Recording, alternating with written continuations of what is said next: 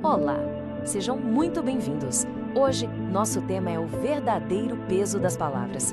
Sabe, é uma ideia bem poderosa. Pensa assim, cada palavra é como uma pedra. Pode ser usada para construir um alicerce forte de encorajamento ou pode ser atirada para ferir, para destruir. Nesta análise, a gente vai mergulhar numa lição antiga, mas que, olha, nunca foi tão atual. Nosso caminho hoje se divide em 4 partes. Primeiro, vamos falar sobre a natureza de 2 gumes da nossa fala. Depois, vamos ver como as palavras podem virar armas. Em seguida, como responder de um jeito que constrói. E por fim, o mais importante, como nós mesmos podemos nos tornar uma fonte de bênçãos. Então, vamos lá. O ponto de partida é este aqui. A linguagem, o que a gente fala, nunca é algo neutro. É como uma ferramenta, sabe? Uma ferramenta super poderosa, uma verdadeira espada de 2 gumes, que tem a mesma capacidade de criar e de destruir. E olha, este versículo de Provérbios define exatamente o que está em jogo aqui. E não é só uma metáfora, não. O que a gente diz tem consequências reais, de vida ou de morte, para os sonhos, para a esperança e para os relacionamentos de quem nos ouve. E aqui, a gente vê essa diferença de um jeito bem claro. De um lado, palavras que machucam, que desanimam, que acabam com os sonhos de alguém. Do outro, palavras que curam, que dão coragem, que ajudam a realizar esses mesmos sonhos. São 2 destinos completamente opostos, mas que nascem da mesma fonte, a nossa boca. Mas afinal, de onde vêm essas palavras? A resposta, segundo a fonte, é bem direta. Elas vêm do coração. O que a gente fala é, na verdade, um diagnóstico do que está acontecendo aqui dentro.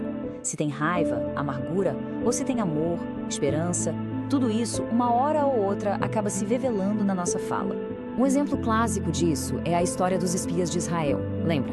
Depois de olharem a Terra Prometida, a maioria voltou com um relatório tão negativo, tão pessimista, que o texto diz que eles derreteram o coração do povo.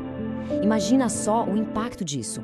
Uma geração inteira perdeu o sonho de conquistar a Terra por causa de palavras cheias de medo e de dúvida. Agora vamos analisar o lado destrutivo disso tudo para entender como funciona na prática. É impressionante como, na maioria das vezes, quando um grande projeto começa, as primeiras armas que a oposição usa são justamente as palavras. A história de Neemias é o nosso estudo de caso perfeito para isso. Ele foi o homem que liderou a reconstrução dos muros de Jerusalém. E ele enfrentou uma campanha de palavras, uma campanha implacável, feita exatamente para paralisar a obra e desmoralizar todo mundo que estava trabalhando lá. O fascinante aqui é que a gente consegue ver um padrão. Não foram ataques aleatórios, não. Começou com uma simples insatisfação, depois evoluiu para zombaria, para deboche, daí virou calúnia pesada, mentiras mesmo, e por fim, tentativas claras de distração. É uma estratégia calculada, passo a passo, para minar o moral e tirar o foco do que realmente importa. E Neemias não foi um caso isolado, viu? Esse padrão de oposição com palavras é um tema que se repete. Davi foi desprezado pelo próprio irmão. José foi caluniado e foi parar na prisão. Isaac enfrentou brigas só porque as coisas iam bem para ele. Fica muito claro que essa resistência por palavras é um desafio quase universal para quem tenta construir algo de valor. Então, a grande pergunta é: qual é a resposta certa para isso? Agora, a gente muda o tom e vai para a solução. Vamos analisar as respostas que foram não só poderosas e eficazes, mas que também fortaleceram o propósito original, em vez de se perderem na briga. E essa é a resposta icônica de Neemias. É brilhante. Quando os inimigos tentaram tirar ele do foco, ele não entrou em debate, não perdeu tempo se defendendo, ele simplesmente reafirmou a missão dele. Isso é uma verdadeira aula de foco. A energia dele estava toda no trabalho e não na discussão. Vamos comparar aqui essas estratégias. Davi, por exemplo, simplesmente ignorou a ofensa e manteve o foco no gigante. José, mesmo debaixo da maior injustiça, manteve a integridade e a confiança.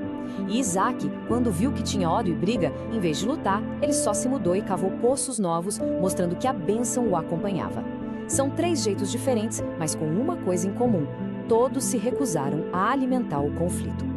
Então, o ponto crucial aqui é que a estratégia de Neemias tinha 2 pilares. De um lado, a oração, entregando a situação a Deus, mas, ao mesmo tempo, a ação, continuando o trabalho prático de organizar tudo e vigiar.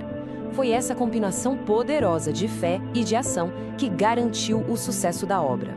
Bom, chegamos na parte final, a mais prática de todas. Como a gente pode aplicar isso no nosso dia a dia? Como podemos, de forma ativa, garantir que as nossas palavras sejam sempre para construir e nunca para destruir? Aqui a gente tem um guia prático em 4 passos, direto da fonte.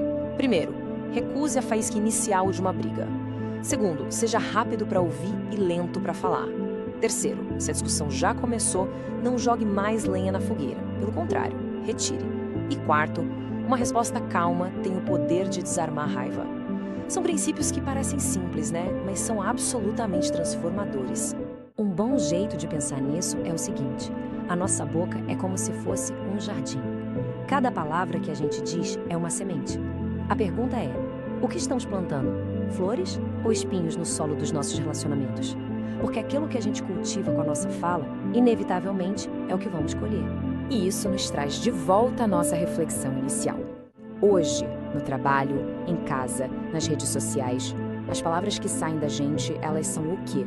São pedras atiradas para ferir ou são tijolos cuidadosamente colocados para construir algo de valor? A escolha, no fim das contas, é nossa. A cada palavra, a cada momento.